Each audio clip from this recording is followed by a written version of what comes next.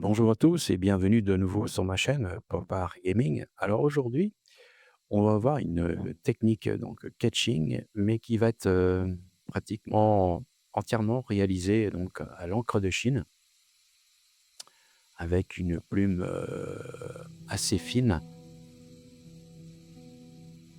Et aujourd'hui, on va partir sur un petit peu sur les rêves d'enfants. Enfin, je sais pas vous, mais moi, quand j'étais gosse, j'aimais bien construire, fabriquer des cabanes. Et je pense qu'il y a beaucoup d'enfants euh, qui adoraient ça, en fin de compte.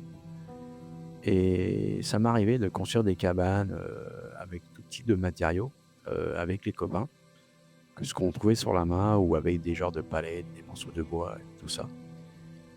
Et à la campagne, j'avais un bois pas très loin de chez moi, qui était juste derrière. Et on s'est amusé à construire une cabane. Alors, elle n'était pas perchée dans un arbre parce qu'on n'avait pas les outils et l'âge nécessaire justement pour faire une cabane perchée dans un arbre.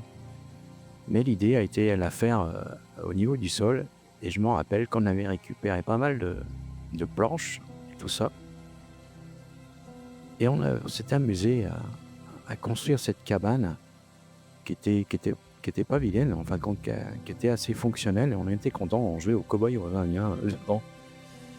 Et c'est mes souvenirs qui m'ont fait donner l'idée justement de fabriquer, enfin de dessiner une cabane perchée dans un arbre.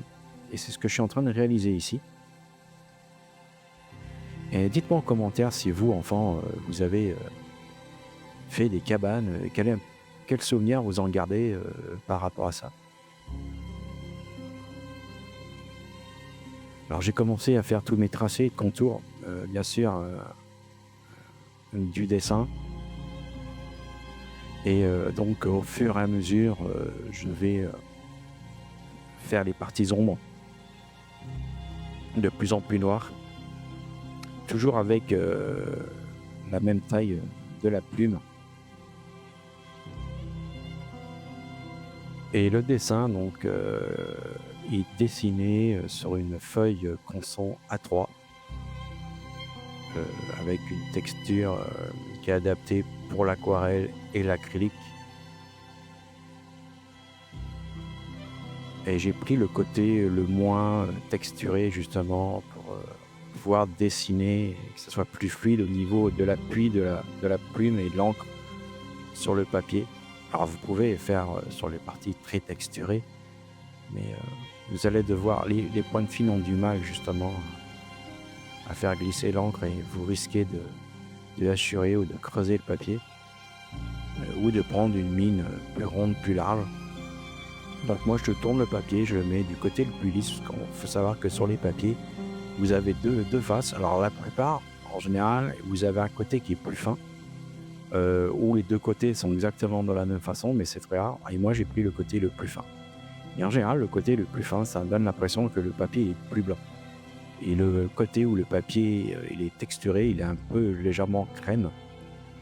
Donc après, c'est en fonction de ce que vous devez faire, adapter votre papier par rapport à votre dessin. Donc là, je fais l'intérieur du tronc d'arbre qui est assez assuré, sans rentrer énormément dans le détail. Alors vous voyez, une grande échelle pour monter à cette cabane-là. C'est un arbre qui est, on va dire, sur l'époque à peu près de l'automne. Donc là, dans la vidéo, bien évidemment, je l'ai accéléré parce que sinon ça va durer très longtemps. Donc veuillez m'en excuser pour ça, mais après les gens ont du mal à rester sur des vidéos qui sont assez longues. Donc j'ai essayé d'accélérer à l'édition la vidéo.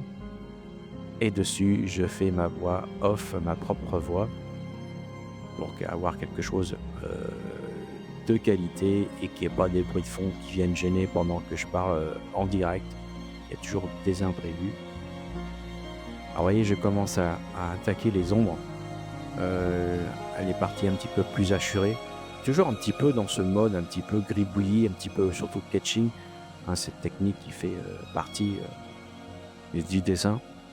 dans les lignes verticales, lignes horizontales, verticales, en diagonale, dans différents sens, ou une partie un petit peu dans tous les sens, gribouillis, pour apporter peut-être, pour faire des effets de feuilles, de buissons, d'arbres.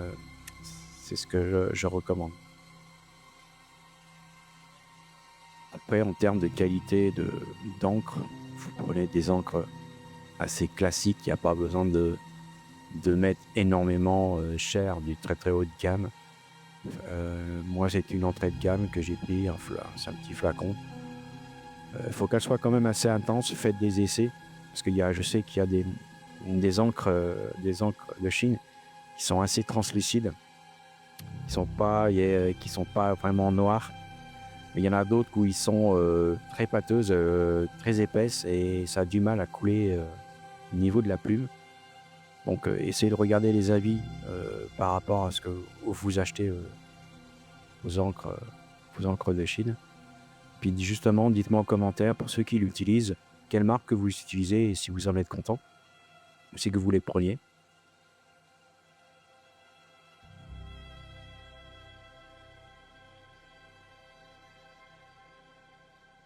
Donc là, j'attaque la partie sol des troncs.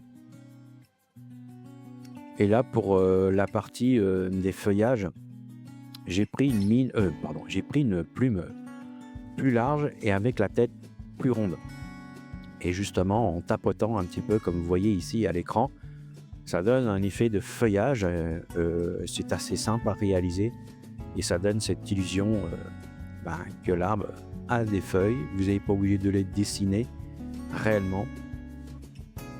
C'est l'avantage justement de cette technique pour apporter de la profondeur. Alors vous pouvez utiliser soit un stylo plume, donc avec une cartouche d'encre à l'intérieur, ou soit une plume comme moi j'ai. Alors il y a l'avantage et il y a l'inconvénient. C'est que l'avantage moi que j'utilise, c'est que j'ai différentes plumes que je peux m'amuser à changer ce que j'ai besoin par rapport à un trait précis, etc. Alors qu'un stylo plume en général il a tout le temps la même mine, mais vous n'êtes pas obligé de retremper la mine dans l'encre. Donc vous avez toujours de l'encre au niveau de votre plume. Que moi, par exemple, je suis constamment en train de tremper ma plume dans l'encre, donc ça peut faire perdre du temps. Il peut y avoir des petits incidents, des petites taches qui arrivent sur le papier. Ça peut arriver, donc il faut faire attention par rapport à ça. Utiliser des feuilles. Moi, j'utilise une feuille A4 un petit peu en protection pour éviter justement d'en mettre partout. Donc là, j'ai utilisé un stylo micron pour faire des petites finitions, pour donner un petit peu plus de relief par rapport au dessin. Et là, à toute fin, j'ai pris un feutre aquarelle, une couleur après jaunâtre, pour donner l'illusion qu'il y a un effet de lumière à l'intérieur. Et donc voilà, cette illustration est terminée. J'espère qu'elle vous aura plu, cette technique. Si vous avez des commentaires, n'hésitez pas à les poser. Alors si cette vidéo vous a plu, n'hésitez pas à vous abonner à ma chaîne, activer la cloche de notification pour rater aucune autre prestation que je vais faire au niveau des autres créations sur le dessin. Et je vous dis à bientôt sur la chaîne. Ciao!